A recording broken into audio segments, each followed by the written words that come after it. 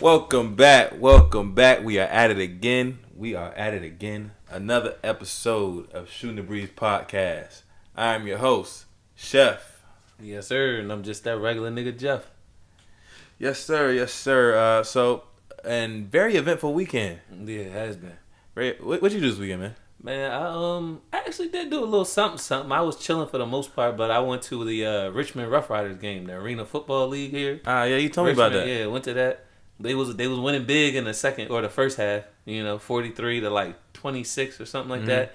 Yeah, nigga, them niggas ended up losing like 43 to something. I don't even know why I left early. Man, kind of made me mad. That's usually how it goes too. But they won the championship 3 years in a row.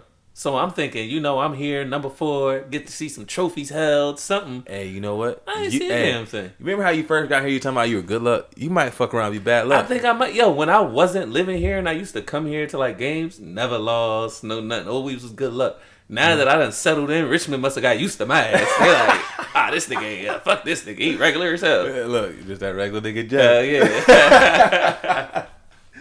But I mean, I ain't really do too much. Well, Friday was an event. Nigga, yeah. Went out, got hammered. Yeah, for sure. Got hammered, man. That was a crazy night. Fell asleep in an uncomfortable chair. Didn't even know what happened. Woke up next morning like, what? Yeah, right. He was confused as hell. But anyway, we got a lot to talk about today. And like usual, we're starting with some NBA news. Yes, sir. So, free agency started, and so did the drama. All the drama. So we're going to start with the biggest news, of course. LeBron James signs with the Lakers for 4 years for $154 million. And I don't think he has an option on the end of that either. Yeah, I don't think he does either. I think he's fully committed. But what is that? Let's start off. What does that do for the Lakers? For the Lakers, it definitely makes them, I guess, a talk of a championship team now. Just because you add LeBron, I feel like any team LeBron would have went to would automatically not this upcoming season, definitely not by any means are they a championship team. But any team LeBron goes on, other people are going to get attracted there. So with just that, I'm thinking they already have a thing where they think Kawhi is going to come there next year. Because I look at this and all the free agency moves that we've seen LeBron do whenever he's a free agent, wherever he went, he never really went anywhere unless he guaranteed known that other people were going to be there. Like, he knew Bosh and Wade was going to be in Miami. He knew Love and Kyrie and all of that was in Cleveland. So here, I'm thinking he like, fuck it, I'm jumping the gun. I know Kawhi is going to be here next year. Not even a think. I know he coming. Like, they already had to talk about this. Right. Because everybody's getting their hopes up for the Sixers, which I will think he probably land with us for a year if we do get him. But we're not going to re-sign him. Well, let's stay on what it does for Lakers before we get into Kawhi. So what I think that it makes the Lakers a desirable place to be more so than anything else. That's it for right now. Now they do have a young nucleus, and I think what San Antonio is asking for to get Kawhi is way too much. You might as well wait and keep your young nucleus. Add Kawhi next year. He already said he wants to come, so what's the point? You might as well not give up. That's what I'm thinking. I wouldn't give up any pieces. Nigga already said that's where he wants to go. So if he don't go there this year, nigga will be there next year. Right. And I think one thing I know for sure about LeBron is he brings business to wherever he goes. Now, LA is already a place that has a lot of businesses, right? But having LeBron there now is going to be nuts. I can imagine how dull it was for Laker fans these last few years. Kobe retired. Just a bunch of young guys trying to figure it out. To now you have the best player in the league coming there, and all these other players are coming in. Let's not to mention like some of the people that the Lakers are signing now. So not only did they pick up LeBron, they picked up Lance Stevenson, who's crazy but can play. JaVale McGee. I fucking hate that. I know you hate JaVale McGee, and I feel like he's gonna end up getting LeBron hurt. Yeah, he's gonna hurt somebody. Martavius Caldwell-Pope re-signed for a year. All right. So that's a good, decent two-way player, can shoot the ball. And they got Rajon Rondo, who people are concerned that means that Lonzo Ball is going to be traded. Yeah. But I'm not sure if that means that. I think because he's only signed for 1 year, so I think that he is there to help Lonzo become the best point guard he can be. Because there's not a lot of basketball minds out there that are like Rajon Rondo and Chris Paul. Chris Paul, of course, is another elite true point guard, and the league really doesn't have a lot of those anymore. Yeah, you're right about that. You know what I mean? So it's really brilliant to bring in Rondo. Of course, Randall ended up leaving and going to New Orleans. Yeah. So I'm not really sure how that would help the Pelicans, but he's a good player. So he'll find his way to impact the game. Yeah, he has to come off the bench, so he'll be a good bench player if anything.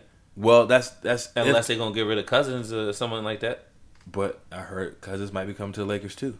Yeah, but then here's my thing. I don't know if Cousins would be a good fit. I think he's a great talent, but I'm not sure if he'll be a good fit. On one hand, you could just throw it to him in the post, and he can get you some easier buckets. So LeBron definitely won't have to do it all. But on the other hand, I feel like he may slow them down because they have a lot of young guys who like to run. Yeah. You know, and LeBron is good in the open court too. So I think I'm not sure exactly how that would work. But if you do get him this year, shit, sign him for 1 year. Yeah.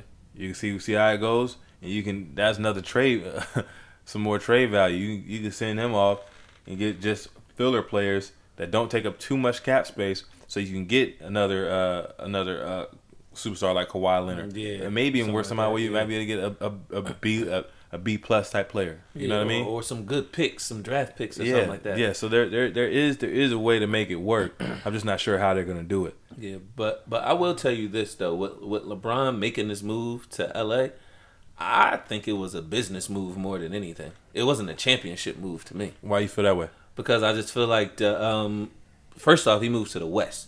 He could potentially, if they don't get the right team, because the Warriors ain't going nowhere. If he don't get the right team, he could potentially never go to the finals again. Potentially. And then, why? It's to me, I never thought LeBron would go to the West. The West is so much harder than the East. So much harder than the East. So just off of the fact of him, you got to work a lot harder. Not just let alone fuck the regular season. Like, he gonna have to work hard in a regular season in the West. Well, here's my thing about that. All last year he had to work hard. All of last year. Yeah, all of last. So imagine him in the West. But here's the thing. His supporting cast is already way better than the supporting cast he had in Cleveland. Right now, I don't think it is. Yes. Nah, I don't think so. Why? Because I don't. J.R. Smith was not J.R. Smith last year. Yeah, but Lance Stevenson, he fucks up still. He's good. He fucks up. But JaVale McGee's definitely a fuck up. But the only thing they got that they add to me that was straight was Rondo. Bro. They still got Kyle Kuzma. Well, no, I know that Kyle Kuzma and Ball, but that ain't enough. No, what are you talking about? Your boy, the skinny nigga from Duke. Who are you talking about? You keep saying the dude from Duke. Who are you talking about? Nigga, the only person Brandon I remember Ingram. Ingram. I forgot he was on there. Bro, are you kidding me? That's not going. Bro, that's already. Think about it. Who on that team is better than Ingram? I don't think they would get out the first round with that lineup. Who on that team is better than Ingram right now? On the Cavaliers team. Oh, on the Cavaliers team. I'll take Love over Ingram. Who's the better defender out of those two? I'm not sure. I don't know. I don't really watch the Lakers game. Yeah. Kevin Love can't defend nobody though, bro. I mean, fucking Ingram is skin and bones. Who on that team better than Kyle Kuzma? Kuzma is nice. All right, I'll probably still take Love over those niggas right now. Who are you taking? Lonzo Ball or the dude came there in the trade? Clarkson? No. Hill. Yeah, I take my nigga Ball over Hill. That's what I'm saying. They already have a better team, bro. I don't know. We got to then see. And then it's the West though. It's the East. Listen to me. Shit on the East. Listen to me. The Lakers' record last year didn't reflect how good they were. Early in the season, they might got beat up, but after the All-Star break, they were competitive with everybody. When I say everybody, including the Warriors, they were competitive. Of course, the Warriors kind of pulled off towards the end fourth quarter because they had stars and veterans that been there and done it. But I mean, now they have the best player in the league on their team to help some of these cats grow, bro. I think that they can definitely be like a 5th seed in the West. Okay, you said help them grow, but we even had this on here before. We even said LeBron James don't make nobody better. In a sense. Yeah. In a sense. So it's just like, how much is he gonna make them grow? Yeah. If you can if you can hit the open shot consistently, once he get it to you, I guess he helping you grow. But if you missing that shot, he gonna want your ass to get out of here, bro. But that's the thing, though. That's the thing. Ball can shoot better than he shot last year, and I think he's gonna shoot better this year. Yeah. Ingram can shoot the ball. Yeah. He needs to improve a little better, but he can shoot the ball. Kuzma for damn sure can shoot the ball. Mm-hmm. With LeBron James, they're gonna have way more space to do what they do.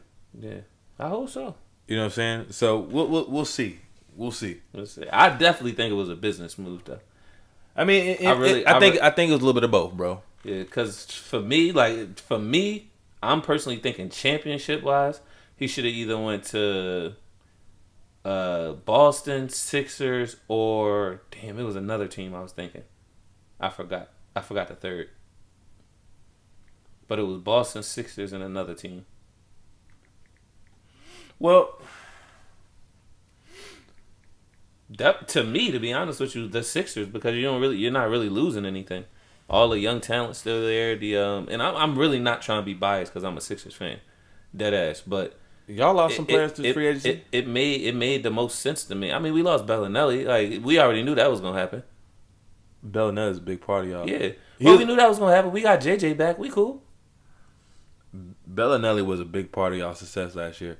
Yeah, he was straight. I mean, we were still good. The fact that he be going to a similar situation. Yeah, and then we got that dude Landry, Shamet or whatever. He gonna be straight. Well, here's my thing.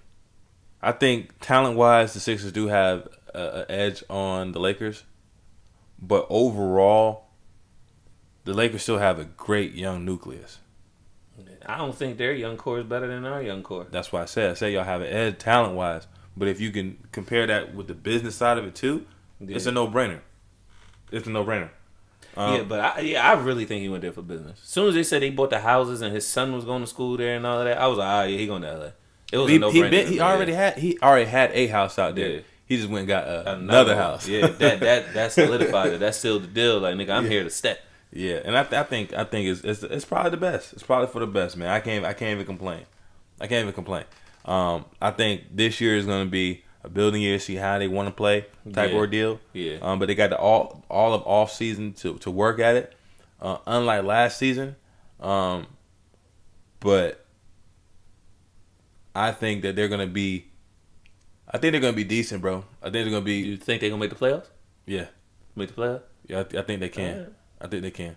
I'm gonna say that too because I guess I'm not on record, but I have said plenty of times you could put LeBron James on any team and they're gonna make the playoffs. I said any team in the league, and they're gonna make the playoffs, at least the 8th seed. Yeah. So I will say they will make the playoffs, but I ain't guarantee they getting their ass out the first round.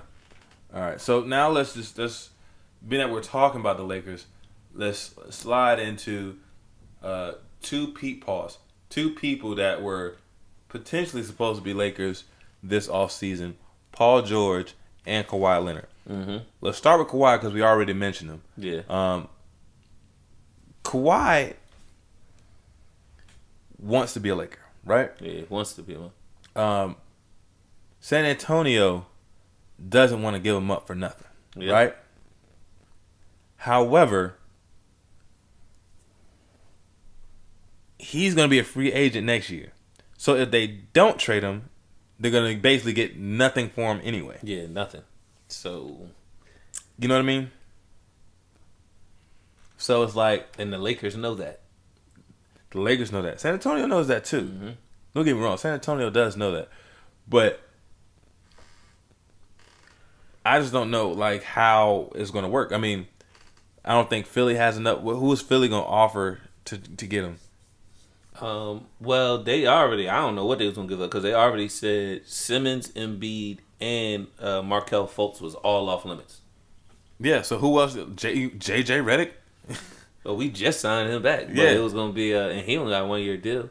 But it was Sarge and some other pieces, maybe draft picks and shit. Yeah. So I mean, that was gonna be it. I mean, Sarge is nice though, but I mean, and then Boston. I mean, I guess you could like Boston would be ideal. They can because they got. But they Jaylen Brown. They will fuck up their team though, because they need all the pieces they have. That's what makes them good. I think if they keep everybody they got, they're probably more than likely they're going to the finals next year. Oh yeah, for sure. You know what I mean? For sure. Them niggas could potentially. They could potentially win it. Yeah, they could potentially win it. Yeah, because Kyrie wasn't there. Yeah, and don't get me wrong. Gordon Hayward. Terry Rozier played out of his mind, but he's still no Kyrie. Yeah, Kyrie or Gordon Hayward. Gordon Hayward is good, bro. That's what I'm saying. Good. They're good. And then I like their pickup with the guy out of Texas A&M. Yeah, who's a rim runner, shot blocker, alley catcher. That was good for them. And he has a mean streak to him. Perfect fit for Boston. So I mean, I don't know if they want to mess up anything they got.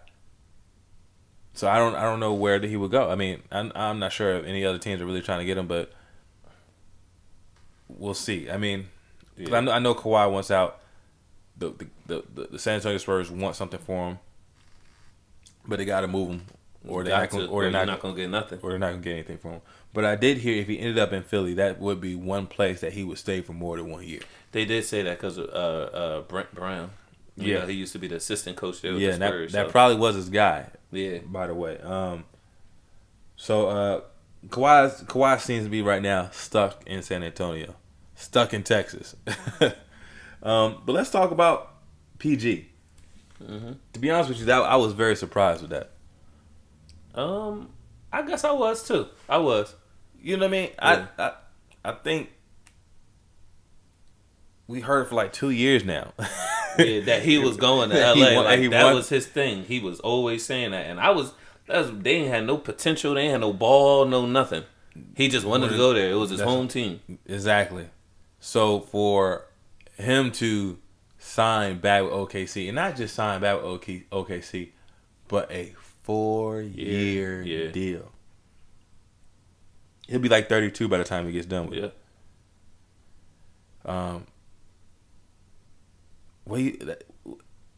What do you think happened? You know what? I actually watched the he has like a thing on ESPN. They doing like following him, his life or whatever. Which is bullshit. We'll get into that after you done. Go ahead. Okay, I seen 1 and 2 or whatever, but I see what he said on that, and he was just basically saying that he didn't want to quit on the Thunder. You know, they invested in him. They showed a lot of faith in him, knowing he only had 1 year left on his deal, and still trading for him, and doing all of that, and still having the confidence that he was going to come back there. And he was just trying to say after a while, he like bought into it. But that's what he was saying. My personal opinion is I think, him and Westbrook from the same area. They must have been already kind of cool. And then once he got there, built a bigger bond. That's what I'm thinking once they got there. And then he knows Westbrook is a good player. What is his chances of playing with another? I mean, granted, it was LeBron. Yeah. But LeBron ain't going to be around but for so long. LeBron's going to be very, very ball dominant. I think Paul George game would have took a big hit playing with LeBron. Think so? Yeah, on my end. He would have turned into a spot up shooter and a defender more than anything. He would have been an upgrading of Iman Shumpert. I'm dead ass. That's what he would have turned into. I'm dead ass. So you're really sold on the LeBron James doesn't make anybody better thing. Not to an extent. Well, but he does I feel like he takes away from people's game more than he makes them better. Not saying it's really his fault because he is ball dominant and LeBron is great at finding you. Yeah. But it limits other people. I feel you, but I think Paul George is one of those special players where he can play with anybody. Yeah. But he's not a number one guy. Yeah. There's no team that's going to win a championship with Paul George as your number one. Yeah. It's not going to happen. I agree with you on that. That's why I thought that whole video blog of him making his decision was absolute bullshit. This nigga in the elimination game has 7 fucking points. and he wants to have a video blog about where he's going next year. Are you kidding? Bro, he is like, on last second shots, he is like 0 for 35. And you want to talk about a video blog where I'm going next year. Like, don't get me wrong, I like PG. I like his game. I don't know, I can't tell. But I'm just being real. What the young folks say? Keep it real. I'm just keeping it real. Like, what? I mean, the audacity of the guy, the kahunas of this guy. Hey man, ESPN probably just hit him up. Hey man, we trying to get these quick coins real quick. Yeah, you know people gonna tune in. You know D Wade. You know, shout out to D Wade, my boy, my dog, Wade County. That nigga was getting drunk. You say, that if niggas ain't noticed, that nigga Wade was pouring up that wine like a motherfucker. You ain't peeped that? D Wade is a wine guy. Yo, that nigga, he nigga got some Arbery in him.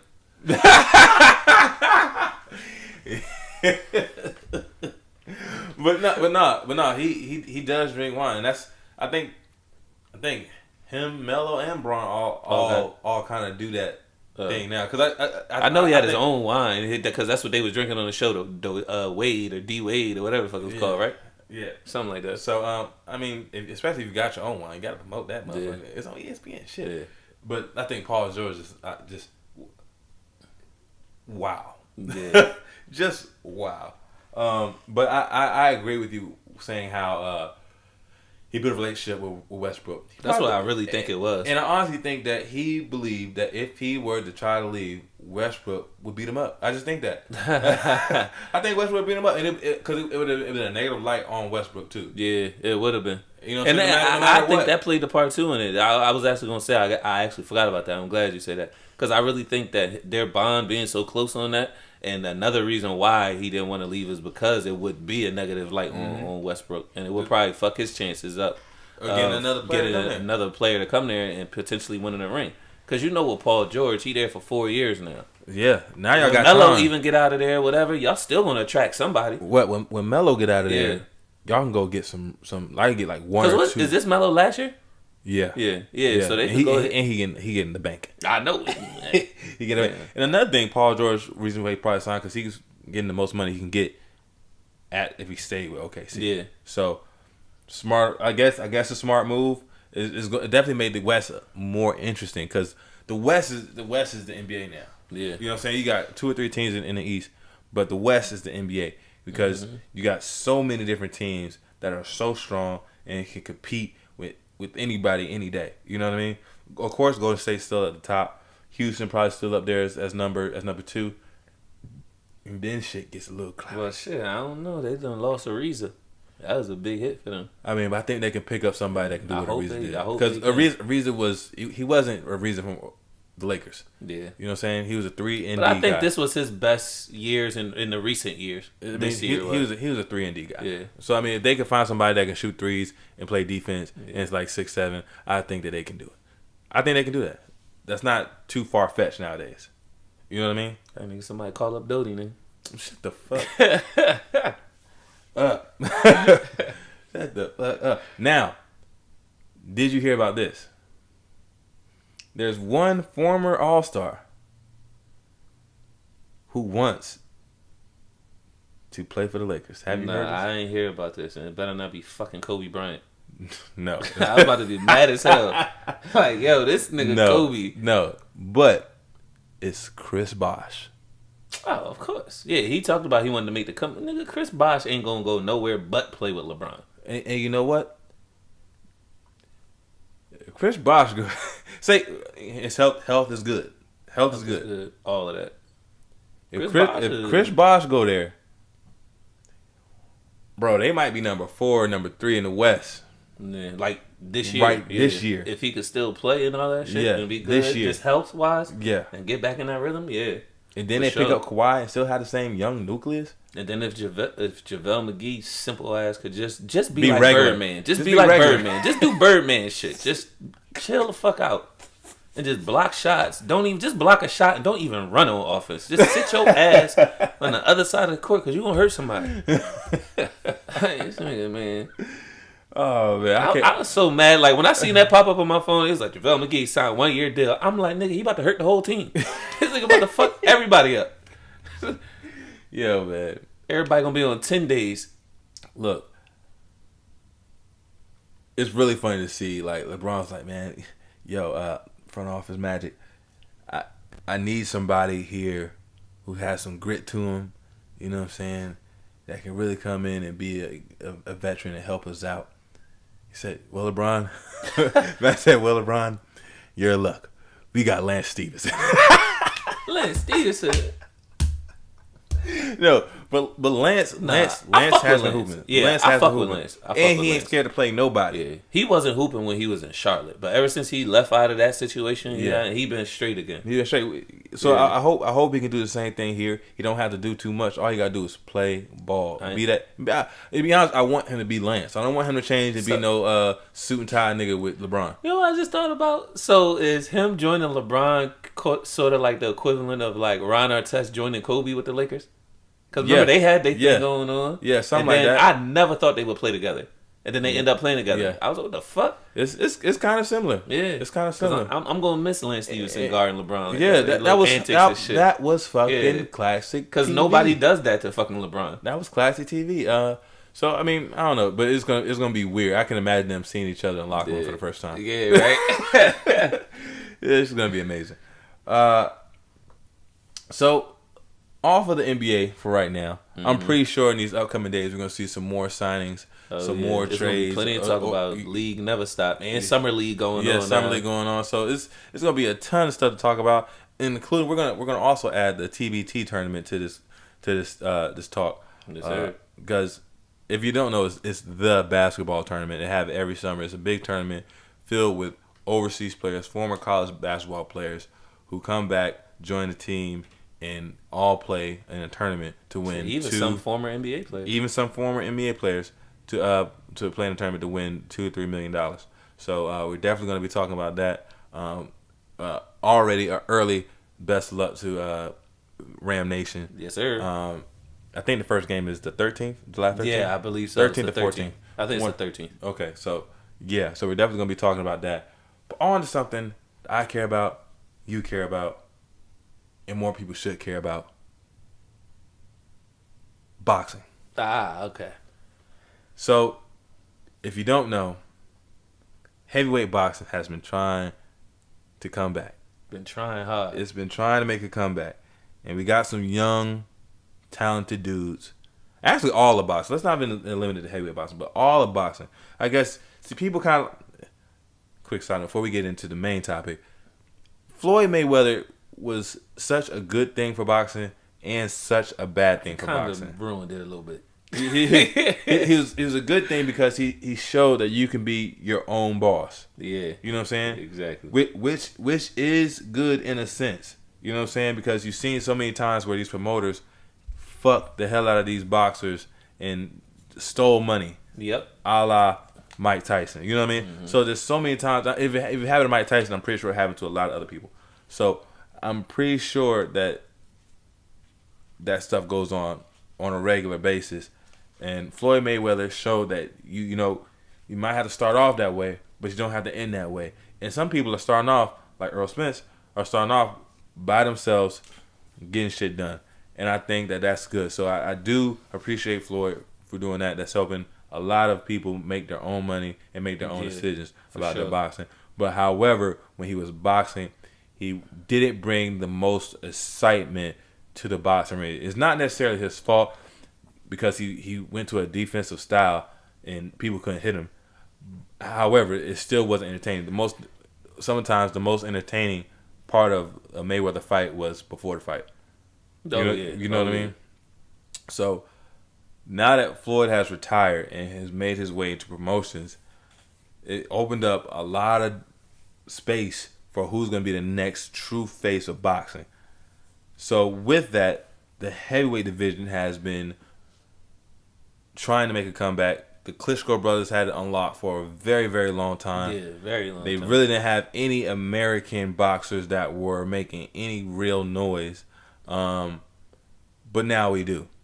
Things have changed. Deontay Wilder, if you don't know, is 6'8", African-American brother from Alabama. Yep. with the power of a locomotive in his right hand. Shit, nigga. And he is world champion. He has, I think it's IBF. I think he's the IBF champ. Or is that's Earl? WBO. Yeah. One of those. He got that W shit. Yeah, it's like I think it's WBO belt. He's 40-0 with 39 knockouts. Now I don't give a damn who you're fighting. Yeah, right. 40-0, 39 knockouts is impressive. Now on the other hand, across the water, there's Anthony Joshua. Anthony Joshua is a physical specimen. He's about 6'6", 6'7". Yeah. Built like an action figure. Yeah. Clean cut guy. And he's also undefeated. He has, I think, like 21 wins or 24 wins with 23 knockouts. Impressive. He's very skilled. More orthodox than Deontay Wilder. Deontay Wilder has more of a awkward type of style of fighting. It's not your traditional boxing style at all. Not your traditional. But they seem to be on a head-on collision. Deontay Wilder fought Luis Ortiz in a very tough fight. Ended up knocking him out in the 10th round, I believe, and called out Anthony Joshua. Anthony Joshua fought Joseph Parker, who was a title holder. Not a lot of people knew much about him. Yeah, I didn't know nothing about him. Yeah, I never heard of him until then. But then he ends up beating him, and then after the fight, the announcer asks, "What about Deontay Wilder?"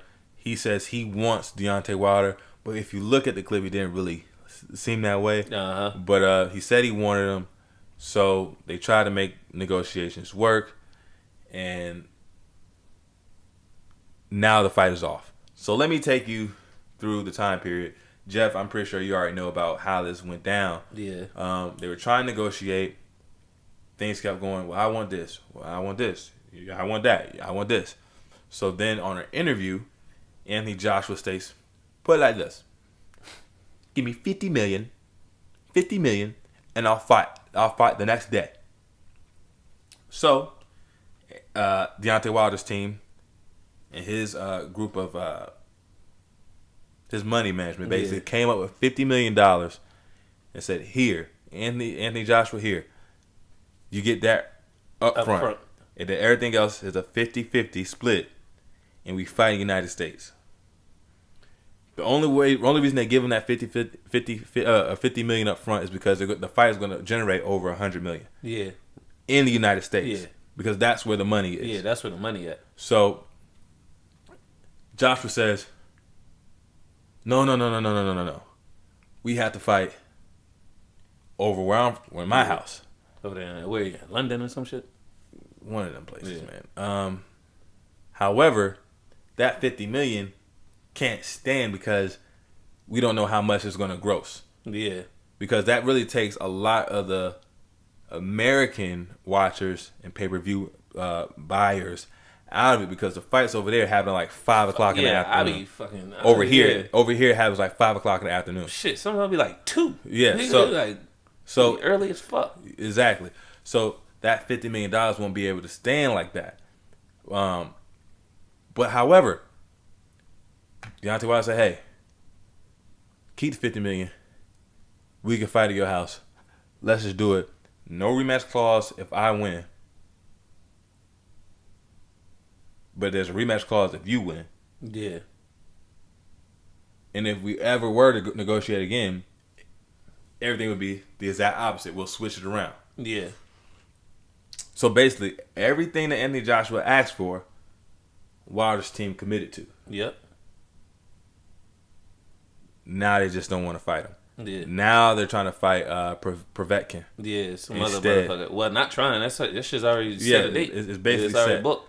And the funny thing about this whole situation is,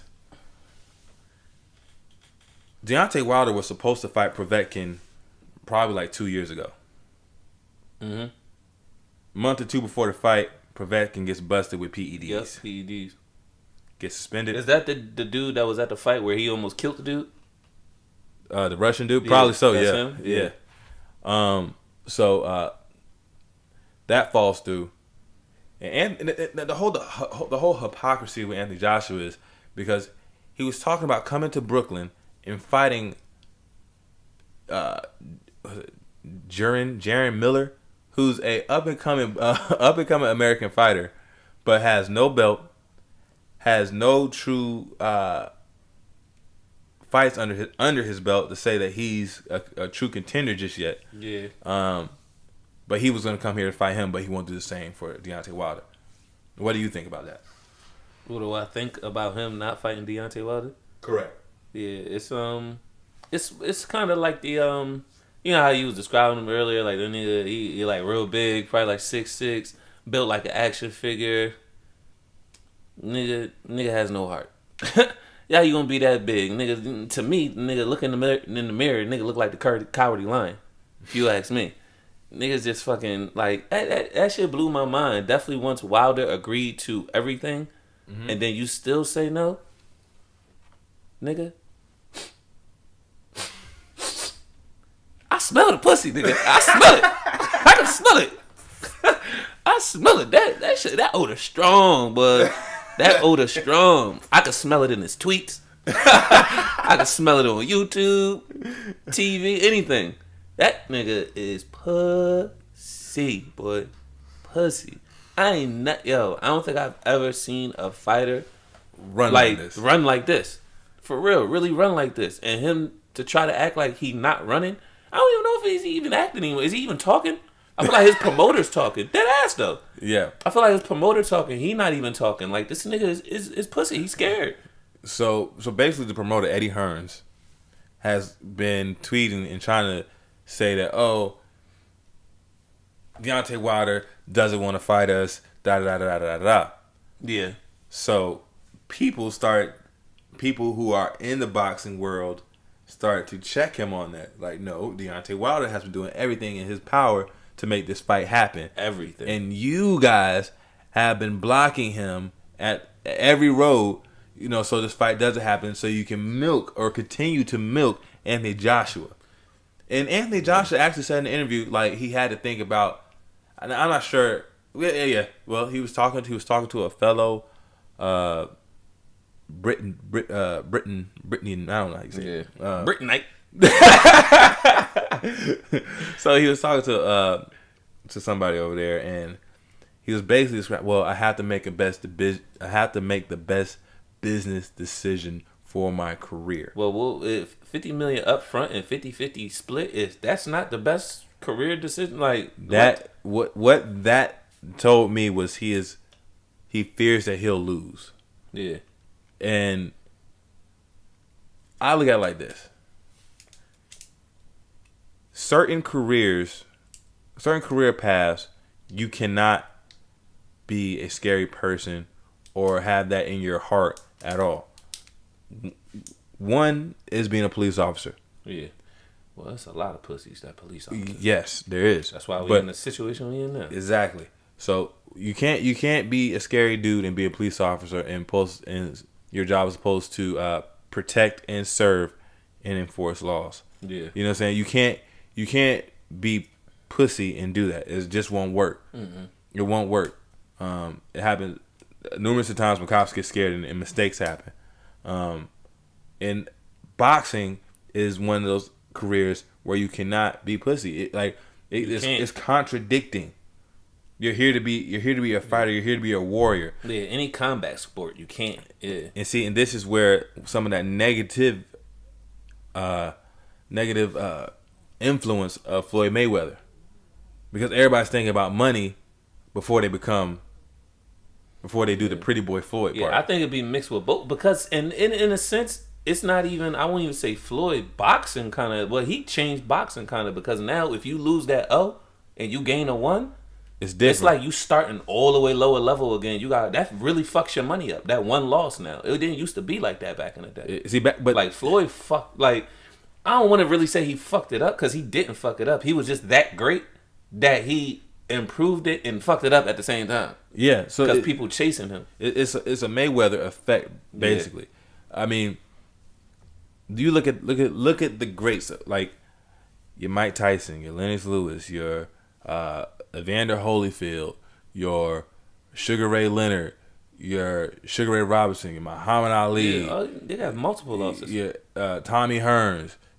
All these guys have lost, but they were willing to fight anybody any day. Let's make it happen. We're not postponing shit. Yeah. We about to go.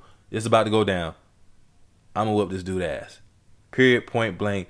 Ain't no discussion needed. Handle the business the way it's supposed to be handled. We gonna make it fair to each side. You know where you coming from. I know where I'm coming from. I know what I'm the A side, you the B side. There shouldn't be no argument about it. Let's go ahead and get this money. Exactly. Right. But now, with that everybody's scared to lose the O, it's fucking up everything. Everything. It's fucking up everything. Now, it's only for certain fighters. Earl Spence, for instance, he's undefeated, but he's not ducking nobody. He want all the smoke. He want all the smoke. He want the biggest and brightest names in the sport in his division. Yep. Same thing with Deontay Wilder. He fought the boogeyman of the division who nobody wanted to fight and still don't want to fight. And with Luis Ortiz. Yeah, nobody wants to fight him. Nobody. And we called this. Even though he lost, nobody's still gonna want to fight him. We called this immediately. Because he fought too good. Both of them did. That fucked up both of they Wilder too big for his money to get fucked up. But you see what's happening. Wilder's never, to me, that's his biggest fight he's gonna get in his career. If him and Joshua do end up fighting, it's gonna be way overdated. It's gonna be kind of like the Floyd Pacquiao. Like, people still be entertained, but it was too late. The thrill's gone. Yeah, right? Anyway, I think that Floyd Mayweather stuff, that was because Pacquiao was on the roids. Oh yeah, for sure. Floyd was smart about that. And people in boxing knew that. Yeah, people in boxing knew that. And Floyd was like, I'm not about to fight this nigga on roids. Yeah. I know y'all want to see me lose, but y'all gonna have to see me lose on a fair day. Yeah, you know what I mean. So that's kind of different. This situation is this dude is being straight pussy. Yeah, straight pussy. You know what I mean. I don't want to mess up my money. I think it'd be the best decision for my business career. And it's good because I don't know if you've seen it or not. Wilder just did an interview on Showtime. Yeah. Or whatever that they released. I think it was a day or two ago. They just released it. And he already even said it. He was like, now I already know if we do fight or whenever we do fight, I already won. Because he said he lost already. He said he's already showing me that he's scared. So he was like, you already come into this scared. I already done beat you already. Yeah. You're done. He was like, because I don't fear no man. That's exactly what he said. He said, I don't fear no man on this earth. I'm a warrior. He's already scared. He already lost. He said, because in his head, he's already visioning him losing. Yeah. He already visioned and had that thought that he could possibly lose. Mm-hmm. He said, that never ran across my mind. He said, he never think about losing when he fights somebody. He know he going to win already. Yeah. Which, I mean, shit. Yeah. And I just never seen nothing like this. I've never seen something like this, ever, and it's really hurting boxing. So I don't know. They need to figure something out.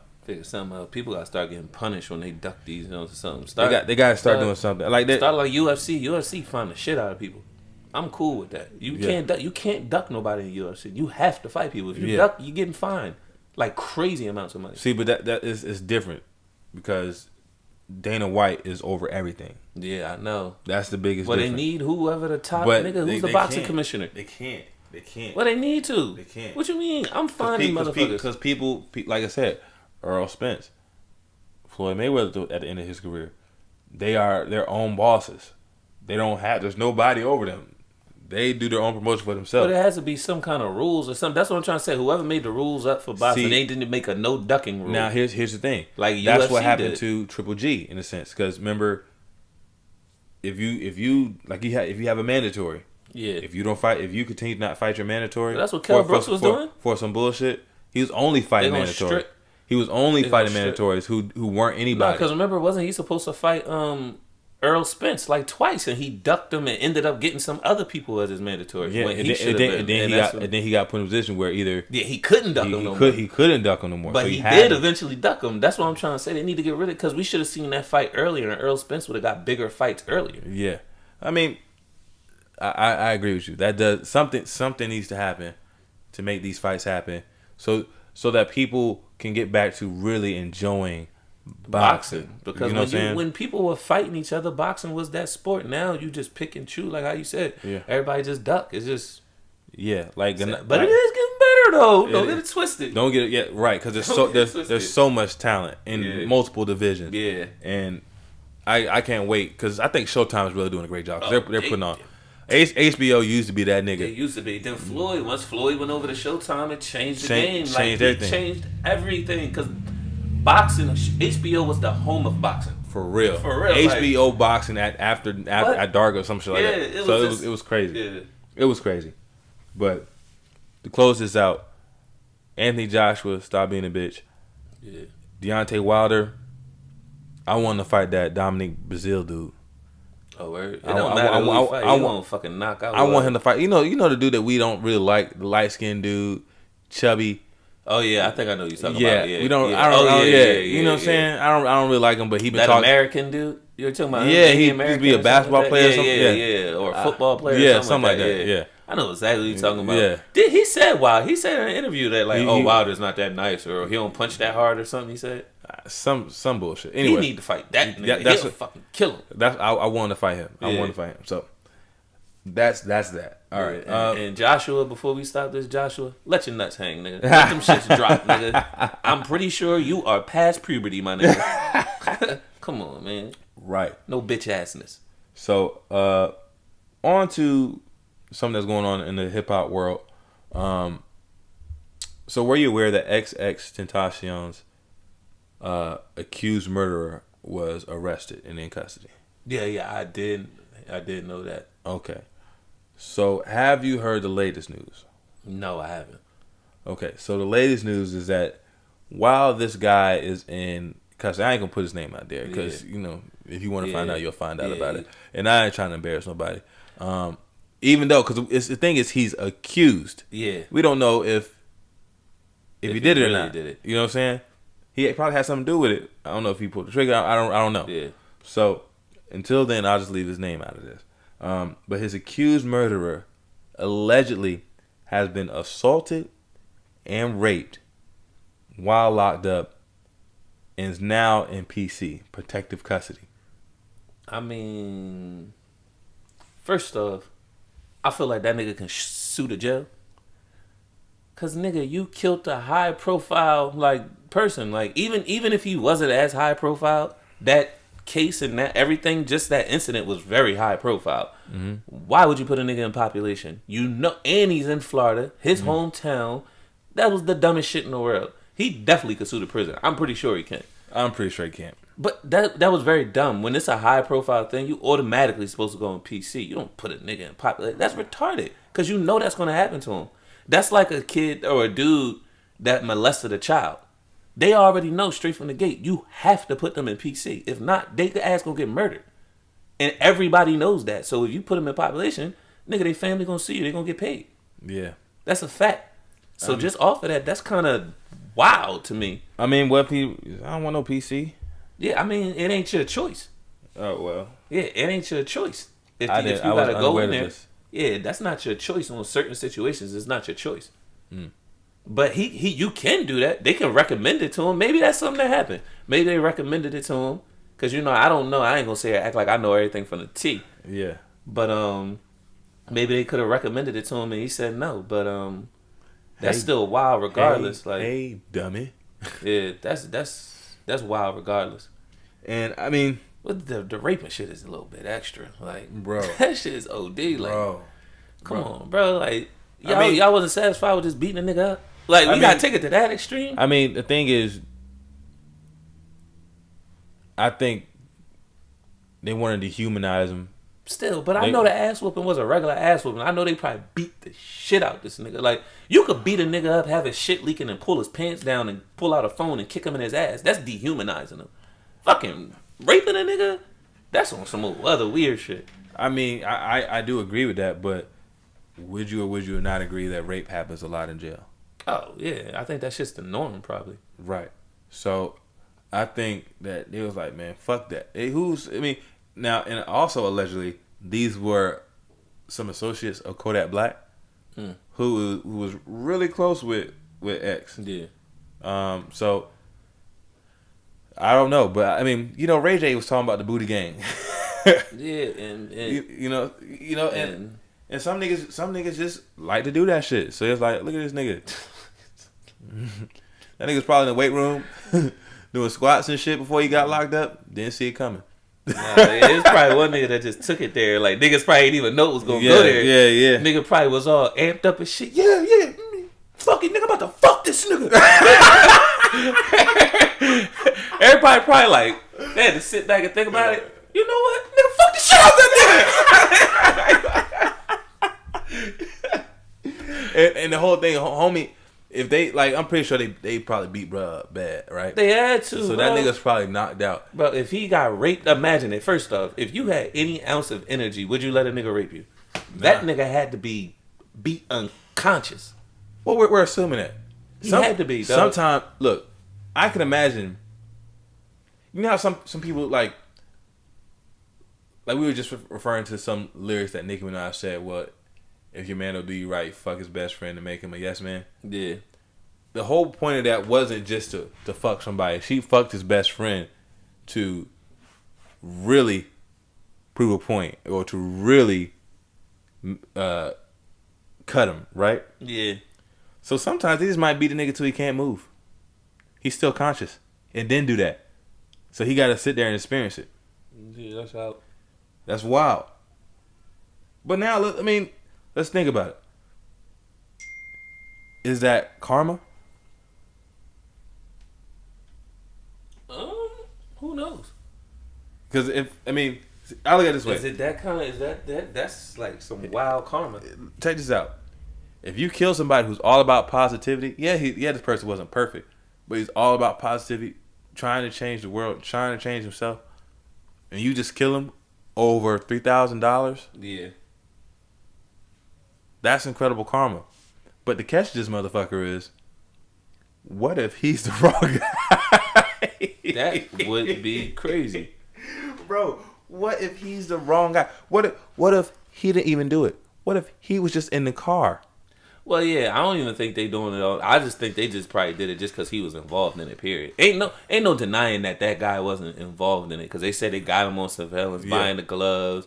They just don't know if he was a shooter, but apparently it looked like he might have been one of the drivers or something like that. Just regardless being involved in it, I feel like that's why they did that to him. Yeah. So imagine if they really do, or if they really found out who the trigger man was, or if they catch that person. Bro. They gonna have to put that guy in PC. Like, they gonna have to. Especially after this. Yeah, what? And then, you know what? If I was a nigga that was locked up now, I would hate all of them. Yeah. I would hate all of them. I hate all of them. Even though I was with the shit, I was like, oh man, I might get $500 out of this. Oh, 6 of us, $3,000. I'll split it. You fucking idiot. Retarded. $100,000. That's how much I think he had in there, right? 100,000 or something like that. Was it 100,000? Was it 100,000? Or was it only like 10,000? I think was it like 10,000? It was like 10,000. Nigga, that shit's not even life changing at all. 100,000 not even life changing. Like, come on, bro. What's up, bro? Niggas don't be thinking, man. They don't be. They don't really weigh the consequences. Yeah. They don't really weigh the consequences of their actions. Because people value $1 too much. They don't think. They just go for the money. I value freedom over that dollar. Any day. Any damn day of the week. Bro, freedom, bro. People can't take it for granted. People can't even work at certain. People rather not work at certain jobs because their job is too demanding and they don't have their free time. Exactly. Could you imagine not having none? All your time is controlled. 24 hours a day for however long you in there. Your time is controlled by somebody else. Each minute, second, hour, day you in there, somebody else telling you how you can spend your time. That shit would drive me nuts. Bro, I'm trying to tell you. That's some wild shit. That's why I know for sure I'll never go to jail. Man. I'll never go to jail. That ain't real wood. We ain't got nothing here, dog. You out. That's real wood. Nigga, fuck that, nigga. I ain't never going to jail. I never, bro. Yeah, man. That if anything, I might spend a night in like city jail and get out the next day type shit. Because I did some dumb shit, but that's gonna be on some accident shit. But I am never going to prison ever. ever. It's not happening. Yeah. Not happening. Look, a nigga can call me pussy all he want. I ain't never going to jail. Nah, you smart. Hey, come on, let's catch a lick. No. No. Not on that. I'm good. I'm all the way good on that. Yeah. But I do think it's a part of being like young though too, because people don't really understand the consequences. I don't think it's young. I think people who are stubborn and hard headed. Yeah, that's the only thing. Some people hear it but don't let it really sink in. Yeah, they too busy worried about something else. Cause I ain't gonna say all situations, but majority of situations, even I can speak from my personal. I've seen some people who end up getting caught up in some stuff, this and the third. But they had people tell them, "Hey, you need to chill. Hey, you need to change the crowd you hanging out with. Yeah. Hey, look, you going down the wrong path." They've had people say stuff to them, but they weren't trying to hear it. They They was too caught up in the allure. So they were either too hard headed, bro, and you end up getting down that path. It only take one decision. It takes one wrong decision. One bad decision, and you are in some shit. Period. Yep. It's fucked up. The fucked situation. So the moral of the story is, I hope everybody learns from this. Yeah. Because he ain't even been in there that long. He's already went down for him, bro. He was in it like not even a month. Yeah, I don't think so. 2 weeks. Yeah, people's 2.5 weeks. Come on now. Be smart. Value your decisions. Yeah, please. Value your decisions. It don't take one time to fuck it up, and your whole life is screwed. Trust me. I've seen it happen. Yeah, I've seen it happen to plenty of people. I know. So, trust me. Stay away. When people tell you to leave something alone, your parents, a father figure, your homies, your real homies, yeah, take heed. So off one assault, on to the next. Let's talk about Terry Crews dick grabbing. Oh man. So tell people what happened. Are you familiar with it? Well, I think so. Wasn't it something like it was like a little while back. He had first came out and said something about like a movie producer, right? It was a movie producer they were at like a dinner party or some shit like that, some kind of party, one of those Hollywood parties, and a movie producer went up to him and grabbed his dick in front of his wife. Yikes! And yes. I remember he wouldn't release the name. Then he finally said the name maybe like a few weeks or months later. What was the guy's name? Do you have the guy's name? I say the guy's name. Hold on, give me 1 second. Yeah, I forget the guy's name, but he said the guy's name, and then now the new thing is, I guess they're Adam Vanette. Yeah, that sounds like a gay ass name. He works for William Morris Endeavors. Yeah, that nigga sound like he tickle balls. Definitely. Vanette the ball tickler. Yeah, right. Vanette the ball tickler. Nigga, that shit he had a name tag with that shit on. It's gold plated too. 2 nuts right under his name. It's 2 testicles with 3 fingers under it. Like, yeah, he gonna be. Probably got an ice out chair. 2 balls. Yeah. Big ass ball tag on. 2 balls. I told you 2 balls and 4 fingers under it with the tickle. He gonna have a thumb on 1 ball, the other 3 is tickling. Some weird shit. Oh man. No, but yeah, that went down, and I guess what is the new thing? Is it charges being brought up or something? I think he's trying to. He's trying. I can't think it came up in court that he's trying to press charges on it. Because apparently Terry Crews is one of them dudes that been knocking out Hollywood dudes for a while. Yeah, if they tried him, knocking them out. Yes. Oh. So I guess this was before he got on. Okay. You know what I mean. So this happens. First off, could you imagine? Because I really don't want to try to imagine this, but for the sake of the argument, imagine. whenever I hear this dude, I just think of Chow from Hangover. The Chinese dude from Hangover. Oh yeah. I feel like somebody like him and his stash is walking up and just getting a big old handful of balls,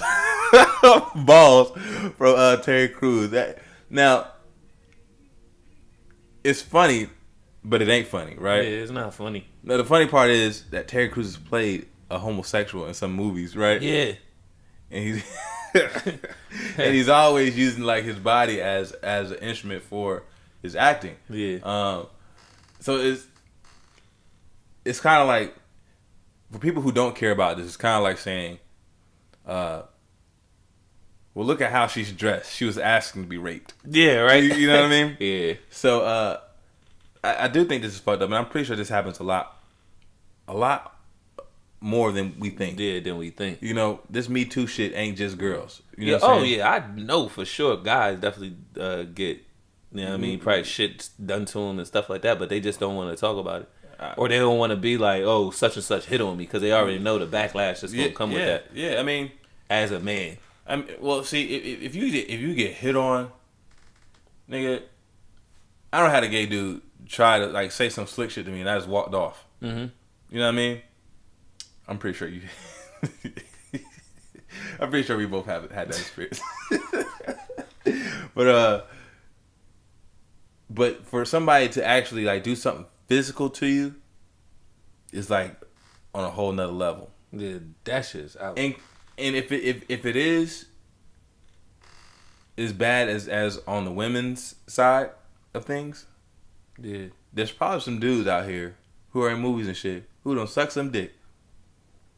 Think about it. If it's just as bad, oh yeah, for sure. If it's just as bad, that's some crazy stuff. And a dude, like for a girl to come out, I sucked his dick and I got the movie part. I felt so terrible about it later, but my bank account is still on 1, 2, 3, 4. You know, M's. You know, but for a guy, no matter how many M's he got, if he come out and say, he make me suck his dick.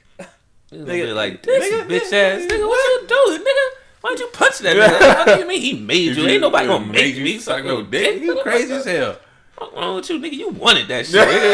You wanted that shit. Make you rap. That's what I think about Terry Crews, though. Like, he said nigga grabbed his balls in front of his wife. Yo, that's outrageous, bro. Well, now, as big as that nigga is, he's for the fucking... According to the report... He-Man threw that nigga somewhere. According to the report, his wife counseled and restrained him from doing that, from doing something. How big is it? What is his wife? Is she the fucking gladiator? Because that's a big-ass nigga. Bro, but I do understand. I do understand where you're coming from. He does that. Now, I'm pretty sure whoever this dude is a higher up somewhere. Oh, probably. Yeah, his career probably would have been over. Done. Yeah. Over. OVER. So, as far as his business, it's best to not do something to handle the way he's handling. Hey, man. Sometimes you gotta take the L, man. We got who? We got fucking other black. Look, he better be committed to Tyler Perry and the other, who the gay nigga that do everything else? Who the nigga that made Lee Daniels? Yeah, there you go. He could be with them too.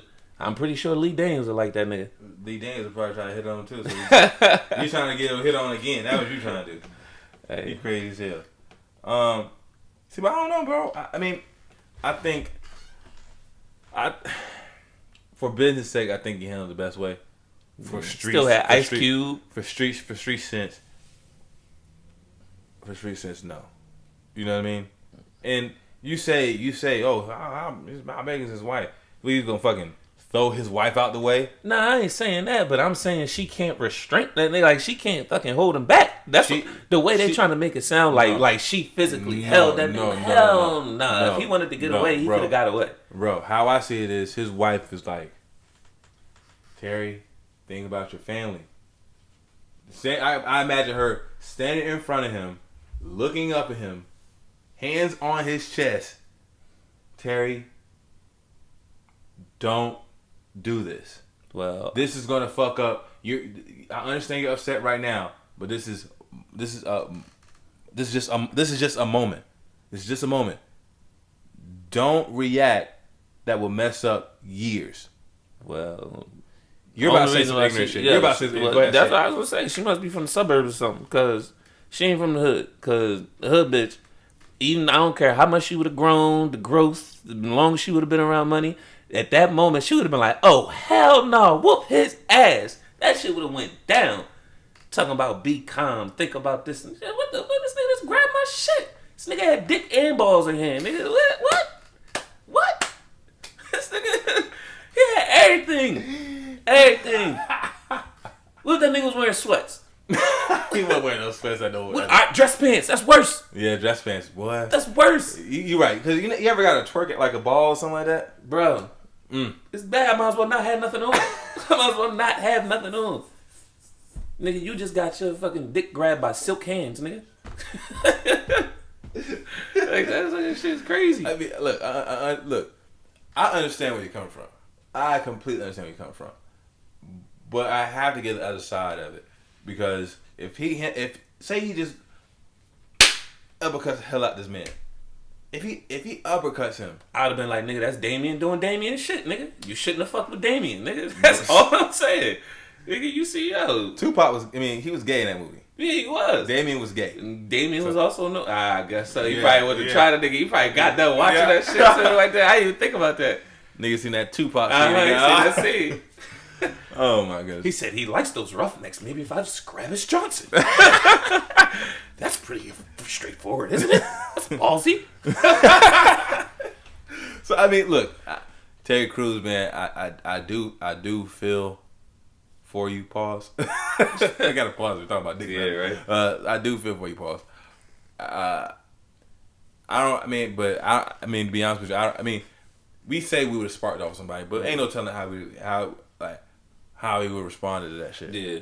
You're right. I wouldn't have been trying to fuck up my M's like that. Ain't no telling how and what would have went down. But the second time, I probably would have lost some money, bro. If this happened a second. Oh, well, yeah. Yeah, I'm probably losing some coins, I'm losing some coins. Because it's going down. One time offense is like, I swear, when this nigga do this shit again, I'm going to rip somebody's head off. Pause. That sound, you can't even say stuff. You can't even say anything with it. But I'll probably punch somebody in their face, right? Fuck up their orbital bone or something like that. But the second time, bro, it's just, I gotta do something. Or I'm gonna be known as the Hollywood hoe. Yeah, right? The Hollywood man hoe. So, you could cop all the feels on him. He won't do anything. Go ahead. You can go up to him and grab his ass right now. And that's the same. That's the same thing with these women. Everybody has to stand up for themselves in some point of way, some type of way. Not wait 30 years. Anyway, on to the next conversation. It is time for the album review. Oh shit! And today we have Jeff's favorite artist, Drake, with his new album, Scorpion. Have you heard it? Yes, I heard it. I've heard it too. Uh-huh. So I'll start off. Yes. All right. So I'm really not the biggest Drake fan. I'm just not. Yeah.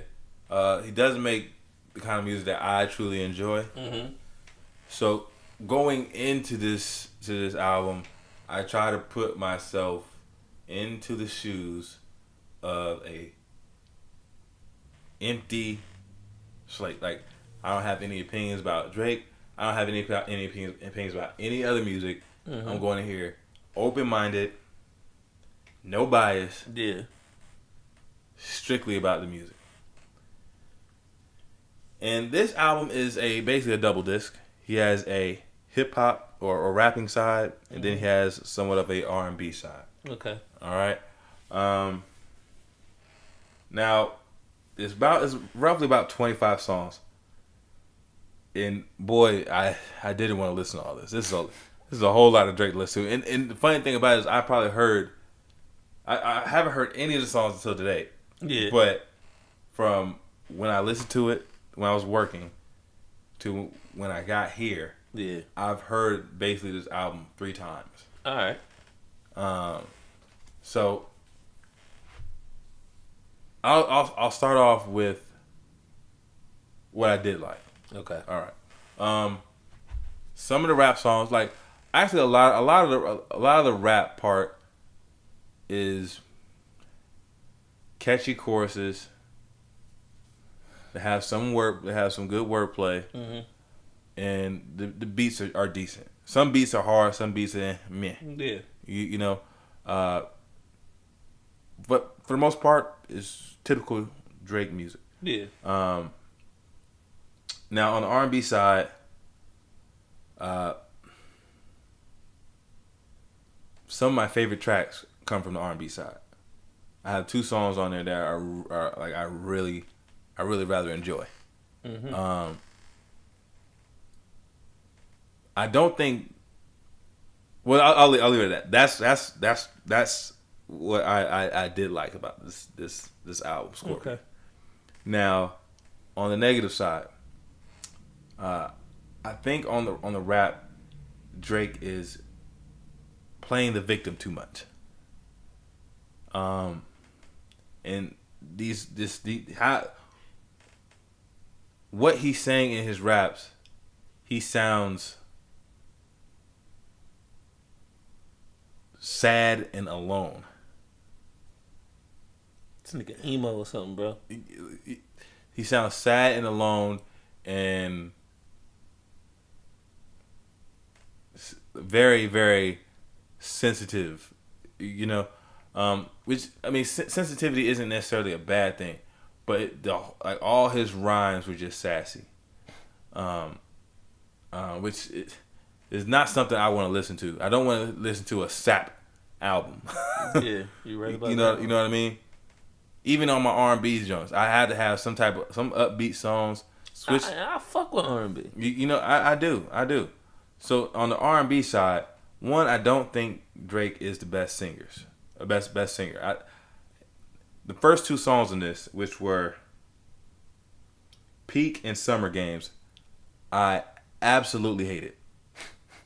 I fucking hated these. Like it was like,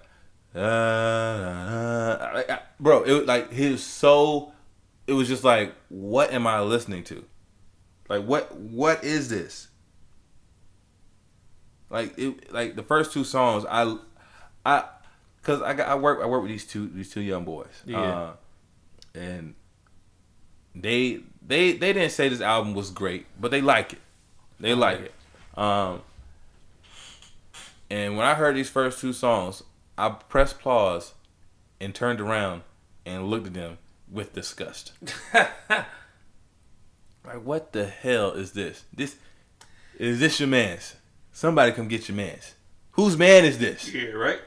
So, but luckily it did pick up after that a little bit. But and then he has a song on here.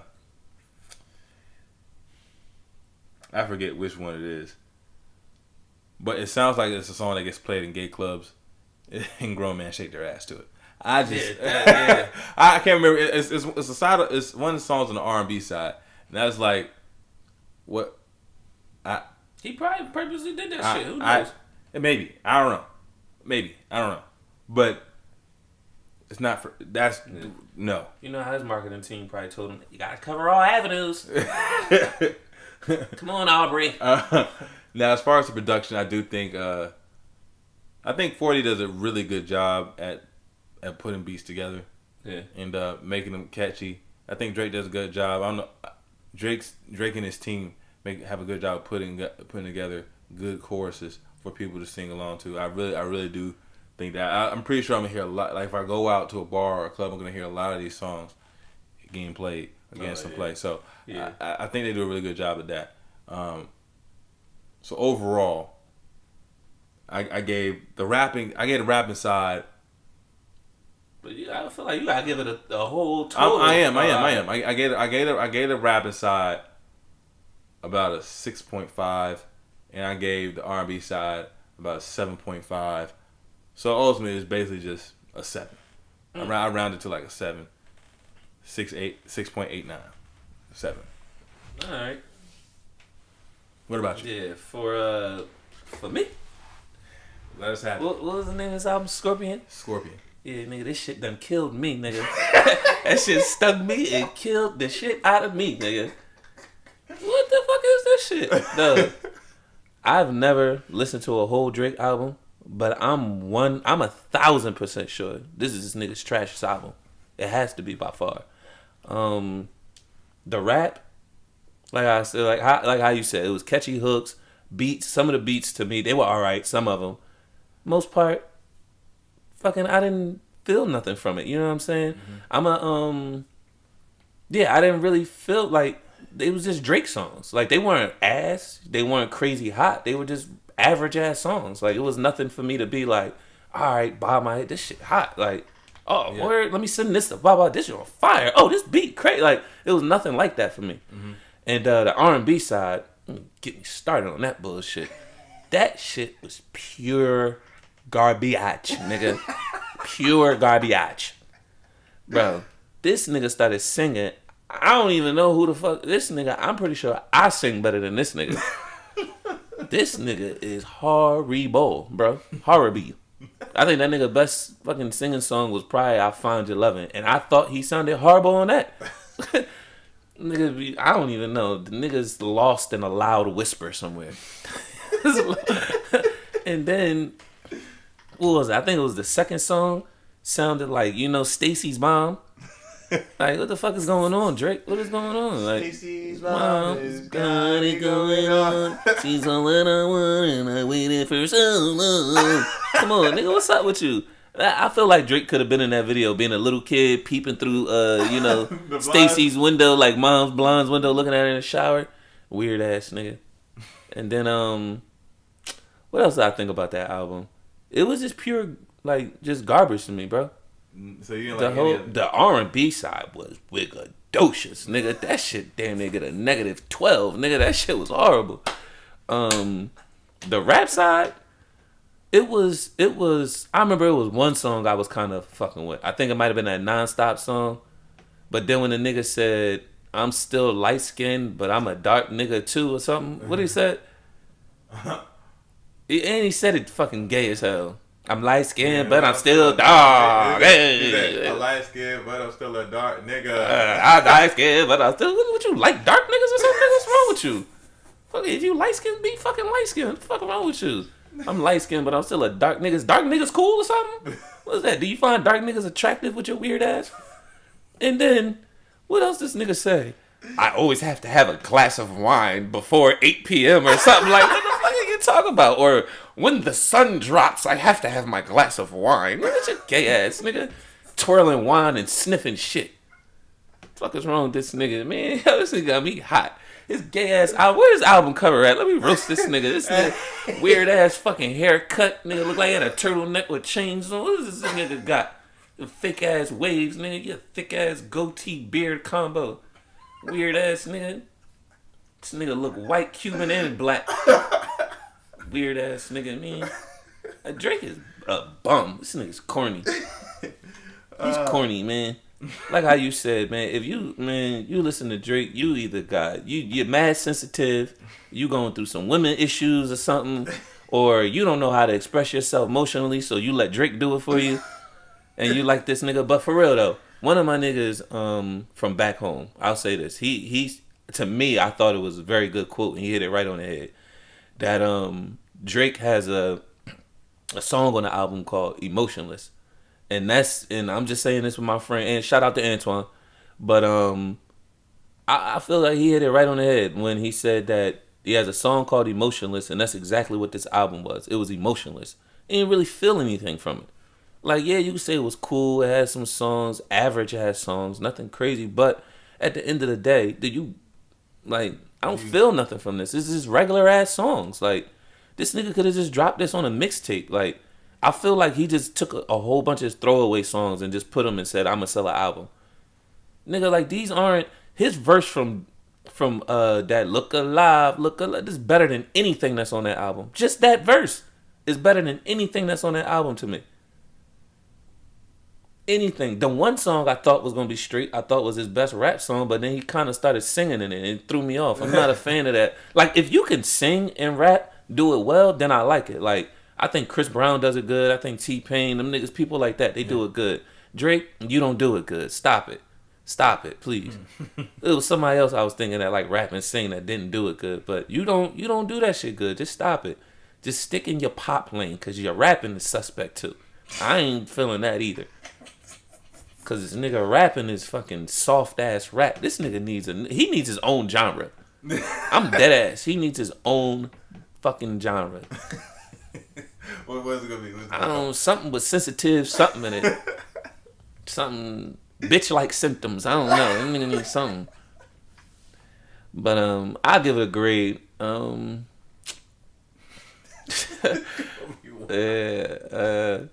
I ain't gonna disrespect him. I ain't gonna give him a 0. I give this nigga like a 3. You get it like a 3. You get a 3. You like 6s, right? I give you half of that shit. You half of a 6. That weird ass shit. You don't ever Scorpion. What the fuck is that? He's a Scorpio. Nigga, The Rock and whoever made the Scorpion should sue that nigga for that weak ass album. That album was pure, yo. I can't believe some people actually fucking be like, yeah, look. You look at this nigga. What is that? He got fur in this shit. This nigga, he in the backseat of the car. Why is he always so fucking like? Nigga, you squint your eyes and shit. What's up, bro? He look mad, like sensitive. What's up with the bull? Yo, I don't know if this is true, but I think I just saw what I think I saw. What's that? DeMarcus Cousins just signed to the Warriors. The Warriors? DeMarcus Cousins just signed a 1-year deal to the Warriors. The Golden State Warriors. Hold on, bro. Let me look at my phone. I didn't even see the notification. Bootsy just hit me up and was just like, "Yeah, I got it." Damn, I ain't got it. You ain't get it? Well, nah, I ain't got no notification, but damn. NBA. You got the NBA app? Yeah, no, I don't. Oh damn, Dev called me too. I didn't see that shit either. Yeah, he called me too, but we was filming. Yeah, so. yeah. But look, Or one year contract with the Golden State Warriors. Damn, man, it's a lot of Anthony Joshua's out here. Yeah. It's a lot of Anthony Joshua's out here, man. Yeah. I mean, that was perfect timing. We just got done talking about a soft ass nigga. Yo. Now I gotta go there. Now I gotta go there. Now I gotta go there. No competition. Look, Boogie Cousins. And I like Cousins. I like Boogie. He argued he could potentially be the best fucking center in the league. That is some bitch shit. This shit. Silva, how the fuck you ain't veto this shit? How could you not veto it? Like, the Warriors basically have basically the starting 5 of the goddamn Western Conference now. Well, LeBron's gonna be there now, but what the fuck? That's whack. What the fuck? Like, we thought KD going there was like, oh man, this is gonna ruin the fucking NBA. Boogie Cousins went there and joined. Boogie, come on. That's disgusting. That's disgusting. That's disgusting. Absolutely disgusting. Disgusting. That nigga, man, damn. He could have just stayed in Sacramento or something, man. What the fuck are you doing? He got traded out of Sacramento. I mean, somewhere, stay with the Pelicans, do something. What's up, bro? I didn't even know he was a free agent. You could have went to the East. Was he an unrestricted? No, he could have been unrestricted. No, he had to be unrestricted. He could have went to the East. What? Why? What the fuck? Why did he go to Golden State? So I guess they not getting Dwight no more. Dwight better just go back to LA. Nah, he don't want. That's another Joshua. My bad.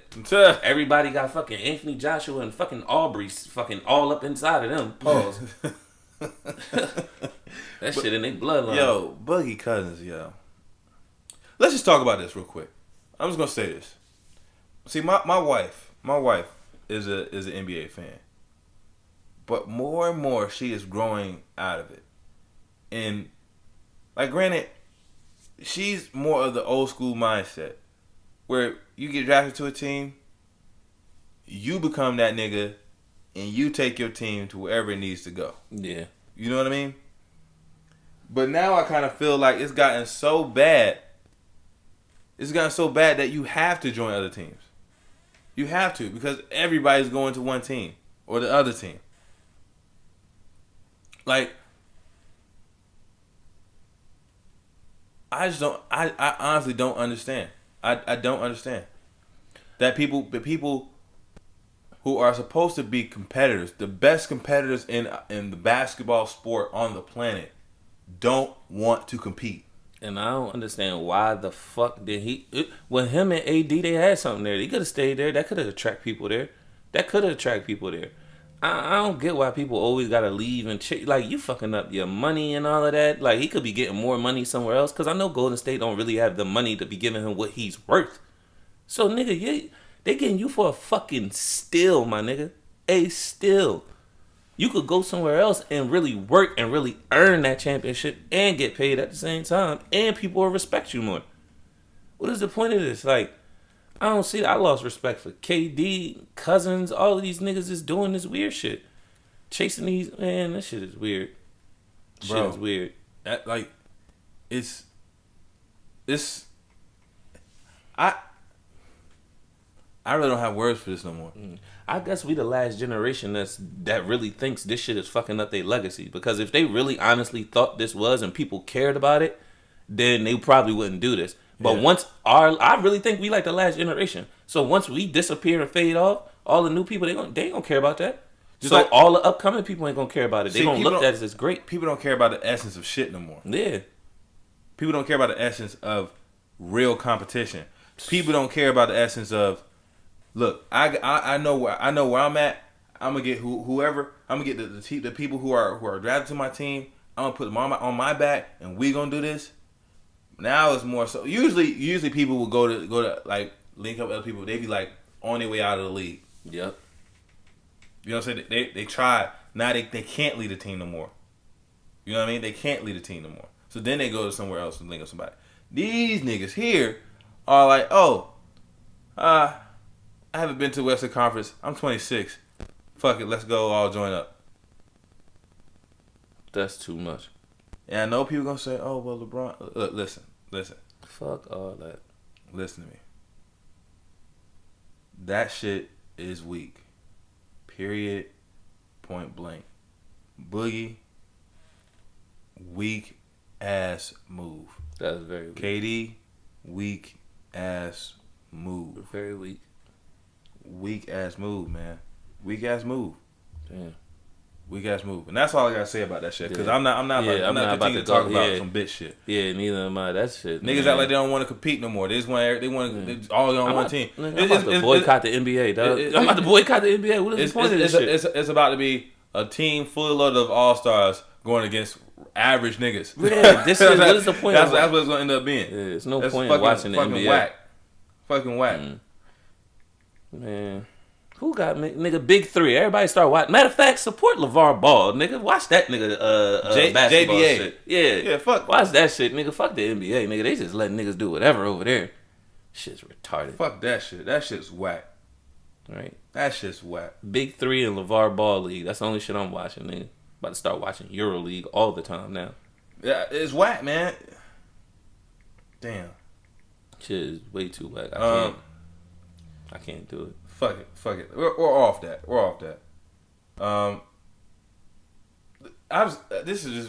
I want to talk about no more soft shit. I had some more stuff I wanted to go into about Drake. So did I, but I'm done with it. I'm done. Look, nigga, Drake, you get a 3. That's it. You know why, nigga. You're soft as Charmin. Period. I even got it. I said what I said. I said what I said. I'm done with it. I gotta go into some other stuff. So let's just go into song of the week. Do you have a song of the week? The whole shit, yeah. Right? You fucked up the whole mood. Fucking up the vibe. Bitch, don't kill my vibe. Boogie, you motherfucker, you killed my vibe. I can't believe that shit, man. What the... Bro. I can't help it. I gotta go another year seeing these niggas win another champ. Yo, bro, this shit's gonna be retarded. And then it's so... You know what's so fucking weak? And I really hate this. When Steph Curry, Klay Thompson, and Draymond Green won their shit, I wasn't a Warriors fan, but I had to respect it. Exactly. That's how I was. I had to respect it. You know what I'm saying? They built a nice team. You know what I'm saying? No fugaziness. But now, bro, I can't respect this shit. Now, bro, their whole starting 5 is all stars. Let that sink in. The whole starting 5 were all-stars last year. 1 through 5. Boogie, he was all-star, got replaced because he got hurt. Mm-hmm. Draymond Green, all-star. Kevin Durant, all-star. Klay Thompson, all-star. Steph Curry, all-star. Whack. It's whack, man. It's fuck them niggas beat. It's fucking whack. But yeah, man. Off that. Completely off that. On to the song of the week. What's your song, man? My song of the week is actually by Meek Mill, man. Okay. Stay Woke. Stay Woke, okay. Stay Woke, man. I like that. I like that one. That premiered on the BET Awards. But that's a good message in that. Good message in that song. Man, I really liked it. It's just like the because I'm a guy that's like I like songs, and then when you had a visual with it too, just even though it was a performance, I like the actual performance that went along with the song and everything like that. And just like me, I'm a simple guy. It don't take much for me to like a little line. I'm very simple.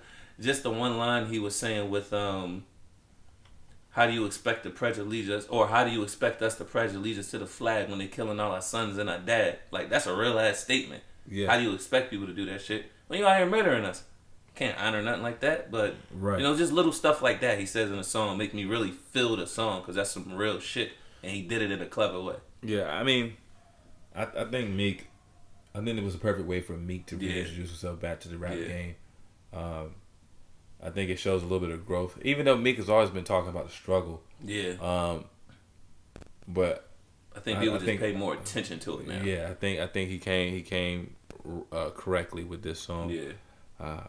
The performance did like it's some songs, like the video or the performance increases the understanding. Yeah, the understanding helps get the message across and the feel for the song. Yeah. That always carries with the song, and I think that Meek did that with Stay Woke. I do like that song. I think it's a dope song. I like it a lot. I'm kind of curious to see what's next for Meek, what he's gonna bring next to the table. Yeah, I am too. I think it should be pretty dope. What you got for your song of the week? My song of the week. Let me give it a nice intro. Right. My song of the week is from a guy whose rap isn't his number one thing. He's very talented, does multiple things. His dad is a successful rapper. Like really successful rapper. People forget about it, but he's a very successful rapper. Talking about Lil Romeo? No. Very successful rapper. And he passed his skills on to his son. His son is you gotta be talking about Lil Romeo, bro.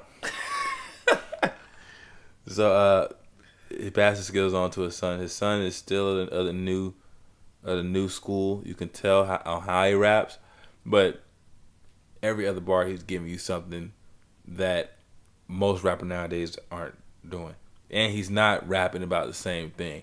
Mm-hmm. He's into fashion. He's a little different, but his flow is crazy. His beat selections are always hard, or from what I've heard. And I just like how he approaches rapping. So if you don't know, I'm talking about Jaden Smith. Now he dropped Serene, was that last year? Yeah, I think so. Last year, and Icon was a hard ass song. Fucking fire. That beat was flames. He rapped on it very. Yeah, he bodied that joint. Yeah. He killed it. And this song is in the same vein, same type of energy. Mm-hmm. And the song is called Ghost.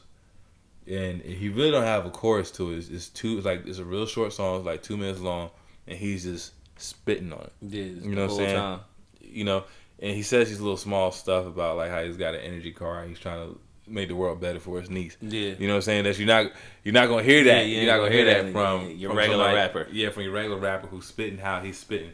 So I really do think and appreciate. I think he has a bright future in the game, and I think he's very unique. So if you haven't heard it, check it out. And I'm slowly but surely becoming a bigger and bigger fan of Jaden Smith as a rapper. He's a great actor. He He's very opinionated. I think one of the things that make him a good rapper is because he has a different outlook on things. Exactly, it's different. And you know, I think that's what we need in hip hop is people who view things differently. As of right now, we have a lot of people who view things the same way. That's why they talk about the same things, and that's why they're scared to be original. Well, yeah, they can't be original because they're just like everybody else. Yeah, you're definitely right about that. And I actually heard that song and seen the video and everything, and I like it. I agree with you on everything you said about it. It's a real good song, man. It's a real good song. Like I always low key been a kind of fan of him. Like I won't say I'm a fan of his, but I am a fan. But I won't say hardcore. I say low key because I never know when he drops anything. But if I'm just happen to be on a music site or YouTube and I scroll and see his name, I'm 100% clicking on it. Yeah, because I know it's going to be something different. It ain't going to be your norm. Yeah. So I'm definitely going to click on it and see. Yeah, so I mean, more props to Jada Smith. Yeah, keep doing what you're doing. I'm looking forward to hopefully he drops like a mixtape or something with this. To be honest with you, because before I used to think he used to drop stuff that was kind of whack, hit or miss. I think he's been on a good like stretch ever since he did the feature with Rich the Kid. Right. Ever since then, he been on a stretch, boy. He been straight since then. Right, you're right about that. Yeah, ever since then. I don't know, man. He's traveling to Japan and stuff. Yeah. That Chinese pussy. That Chinese pussy make you see things different. But I don't know, man. I really do like what he's been doing though. Yeah. So keep up the good work. So do you know what time it is? Hey. Do you know what time it is? Hey, what time is it? Asking for a friend. All right. What's the topic? What's the question today? Today's topic is, can you be with someone that a friend of yours has hit? That a friend of yours has had sexual relations with? So could I be with a female that my friend had hit? Yeah, not just hit her, be in a relationship with her. Hit relationship. So not even so. Just delete the part of sex. So they were in a relationship. No. Can you be in a relationship knowing that your friend has had relations? With her. Okay. Yeah, that ain't happening for me. Yeah, that's not happening for me. Explain why. It's just because it's my boy, it's my friend. Not even if you're not my close friend. If I consider you a friend, I'ma see you enough. You know what I mean? And I'ma just, for me personally, I'ma always have that thought, or just knowing that you hit that, y'all with that. You know what I mean? Like it was just that. That's just something I can't. I don't want no girl that I think I'm gonna spend the rest of my life with. Even I don't care if y'all fucked even when it was like 15 and I met her at fucking 30 something. I don't care. Like I'm good. Like I'm gonna just be like, I just damn. Like why? Yeah. Why'd you have to do that? Yeah, I wish you didn't tell me. Now, if it's a situation where I'm already dating a girl and somebody else come out and tell me that, I'm already invested. So I'm like, all right, cool. But if it's straight up from the front, if I be like, yo, who that? Like if I show interest and the nigga be like, yeah, yo, I hit that like 3 years. I'm be like, damn. I mean, like, it ain't gonna stop pursuing me from going at her, but it's definitely gonna stop me from like actually dating her. So say for instance, where if you just go in there for the smash, say you start liking the girl. Yeah, well, see, that has yet to happen. So I don't know. I'm just speaking off of strictly right now. Couldn't do it. But if it happened like that, I wouldn't be. Man, I don't really care. Like, I mean, it's weird.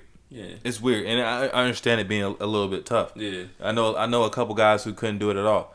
I mean, I've had scenarios where, I couldn't do it. Yeah. However, I did do it. Yeah. So it's weird. It all depends on the situation, man. It all depends on the scenario. Yeah. You know what I mean? No, you are right about that. It does depend on the situation, scenario, all that good shit. Like okay, so no face, no case, no name. So I was talking to this one individual, and real nice girl. Had her head on her shoulders, right? She was already about to, get started with her career or whatever. She was pretty. She's purdy. No, I think she purdy. You know what I'm saying? She basically she had her stuff together. You know what I'm saying? Yeah. Pretty girl, type I like. And we were kicking it for a while. You know. Da da da da. I go hang out with some of my boys or whatever. And she never met some of my boys, but I sent her a picture. You know, I was out the other night, and me and my boys was all taking pictures or whatever. And she calls me, and she's in tears. I'm thinking, yo, what's going on? Yeah, what the hell is this? And she proceeds to tell me, I think I slept with your friend. Oh! It ain't no thing, bitch. You know. Yeah, I said, you know. I said, oh, nigga, no. Nigga, no. No. And I tried to, you know, to see past that. Yeah. I tried to. But the friend that it was, I couldn't.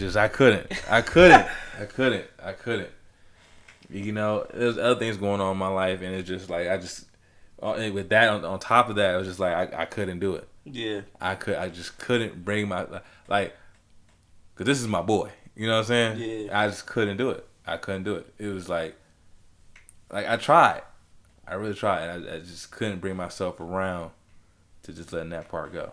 You know what I mean? I couldn't. And so I feel like some situations is gonna be like that. Some situations I don't care because, granted, if they were in a relationship, then no, I can't. I'll never even dabble. Yeah. Oh yeah. That's off limits. You know what I mean? I'll never pull a Derek Fisher. The last time I actually did that once. That was kind of fucked up. But I dated one of my boys' ex-girlfriend. Yeah. Like immediately after they broke up too. Like it wasn't even Oh, you're a wild boy. Yeah, but this is like high school shit. This is high school, but still, it was wild. This boy. was like 10th, 11th grade. Yeah. hey, Joan was bad though. She was bad. She's bad. But yeah, they broke up. I probably got her like a month less than that. Right after that. See, now I couldn't do that, man. I couldn't. And it's crazy because all three of us lived in the same neighborhood. So you gotta look out the window. He lived behind me. She lived on the other side behind me, like on the other side. So he lived like on the right hand side. She was on the left hand side. The only reason why we knew that we dated because Jersey always left my door open. All my niggas was coming to crib. Me and her was downstairs one day, and my other boy Rico comes in and then bring my boy who was dating her, and then he just see me and her down chilling in the basement and shit. He like, what the fuck? Oh. So that's how he found out. He just caught us down there. Oh, man. That's wild. That's a terrible way to find out, too. That's almost like the worst way to find out. Yeah. Because niggas wasn't telling him. We was like 7 days in. And he was mad because he dated her for so long. Didn't get the cram or nothing. I popped first day. That shit was great. Oh, man. He must have had a little meat. You think he had a little meat? I don't know. First date, maybe he was nervous or something. To not cram and then. Hey, because she was ready to go. I mean, it was this one. I don't even want to say it was one of those things. Matter of fact, I lied. I said sophomore, junior. Nigga, that was freshman year. I was a freshman. Because I lost my virginity. So that girl lost her virginity, I lost mine. So she was ready to go. I was ready to go. I don't know what the fuck that nigga was doing. I don't know, bro. That's wild.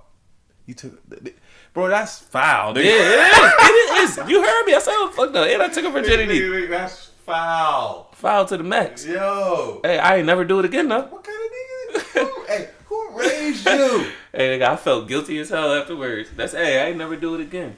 Nigga, that's wild. Hey, me and that nigga ain't cool no more anyway. So I seen the future. I knew I was supposed to do it. I knew I was supposed to do it. You ain't getting yourself out of that one. Nah, that's fucked up. That's fucked up. Nah, I ain't never do it again though. But no, I mean, sometimes like if it's a real connection, and I know in high school it's hard to really tell. Yeah. But if it's a real connection and you just and they just happen to deal with somebody that's your boy or one of your homies before, I mean, like some people say, well, there's millions of other people in the world, but maybe the connection was just right. You know what I'm saying? Yeah. Maybe the connection is right. Because, say for instance, they end up dating for a long time, get married or some shit. Then that means it was meant to be with that person anyway, right? Yeah, you're right. So it's like, I mean, you just got to be. It's a sensitive situation, but you got to be careful about who you choose and who you choose to do that with, because you don't want to do that and it just be something, a 3-month thing, because then you have a chance of fucking up something. You know what I'm saying? But as a real dude, what you do is you go and talk to your mans first. Yeah.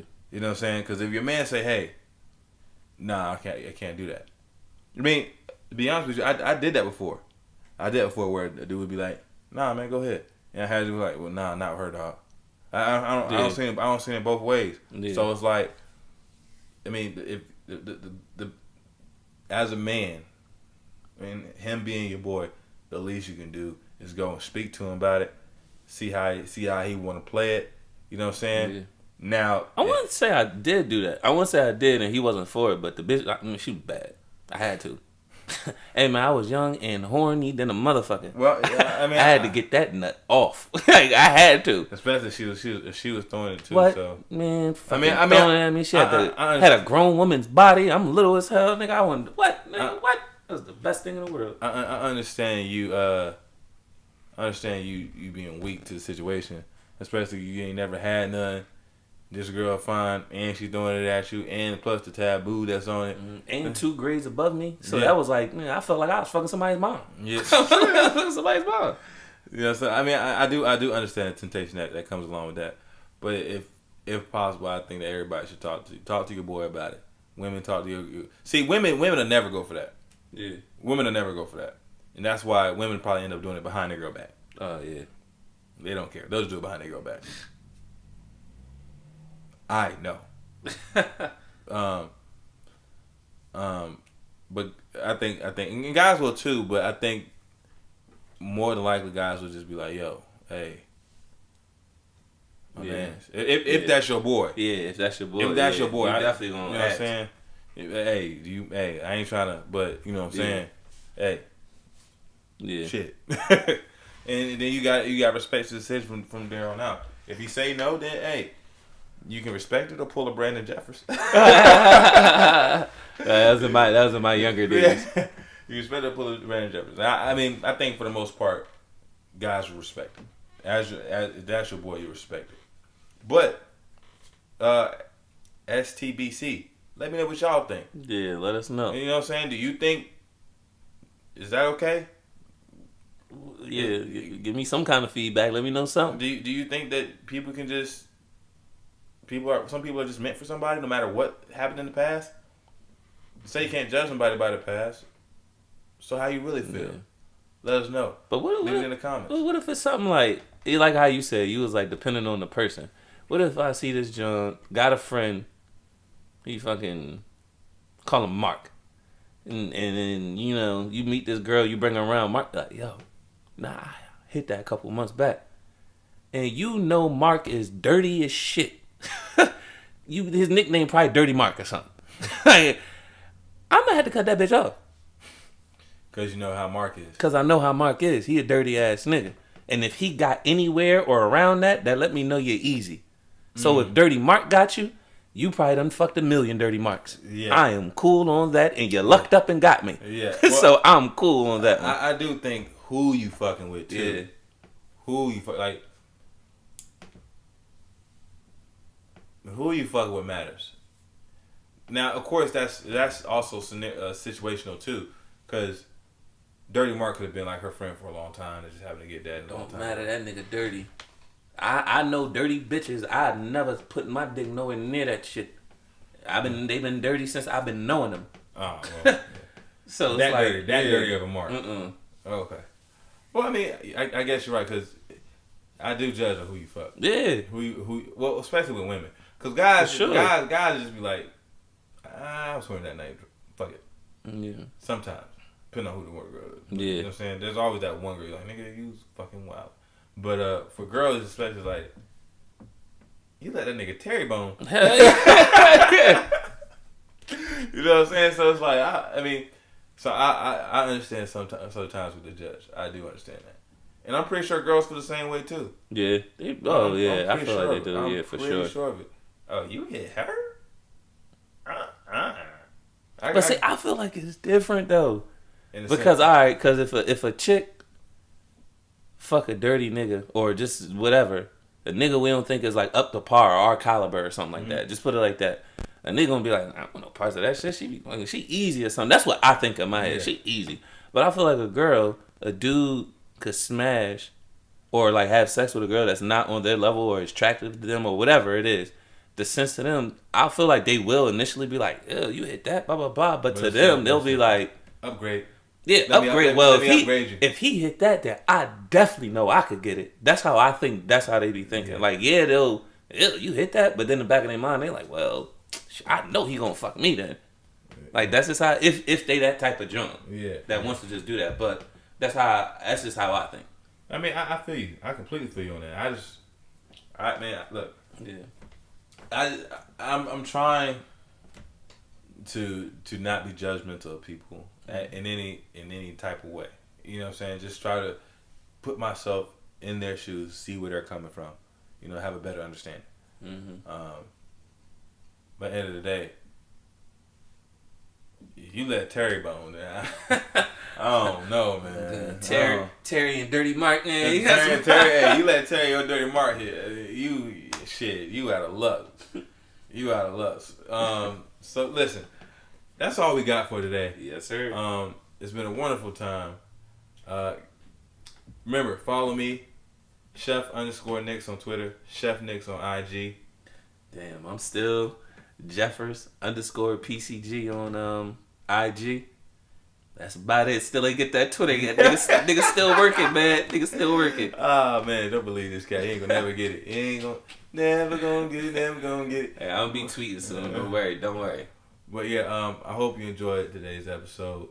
So until next time, peace. Peace out.